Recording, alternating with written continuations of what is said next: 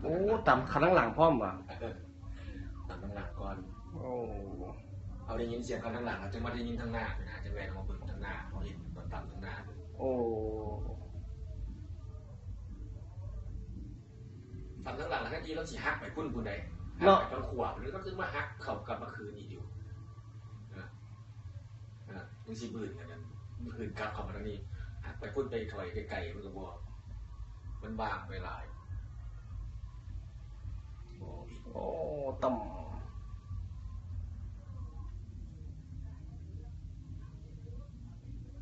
มันตัง2 บาทวันนี้ประเดี๋ยวน้ำทั้งหลายได้เนาะทั้งหลังที่2ตอนนี้อีกแล้วไฟเรายังบ่เปิดนะเนี่ยตาไฟระบบเปิดช่วงนี้เขาเห็นเมื่อเด็กมาแม่นี่เนาะพวกนี้เขาเคยเห็นเมื่อในพวกนี้กันคืนกับเราเนี่ยโอ้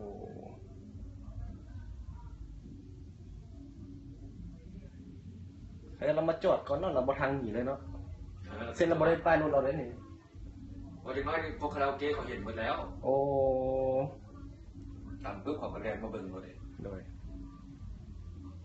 พวกนี้พวกคนรถเขาก็เห็นหมดแล้วโอ้พอป้องกันยามไหมเนาะเราป้องกันทั้งนั้นคนฝากรถเราเห็นหมดแล้วเราลงมาครับจุ่มนี่หรือซื้อเนี่ย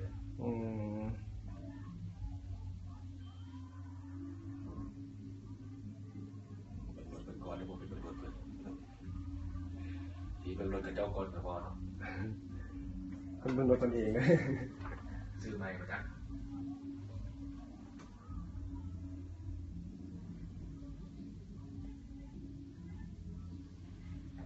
2 คันแล้วเจ้าของรถอันนั้นเขาจะลงมาที่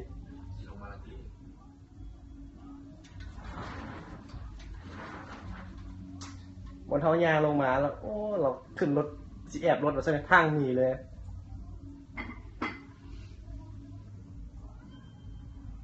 เรียกว่าเราโมเบิลกองเปลี่ยนก็เราก็เรียนไปเลยคือขี่รถไปเลย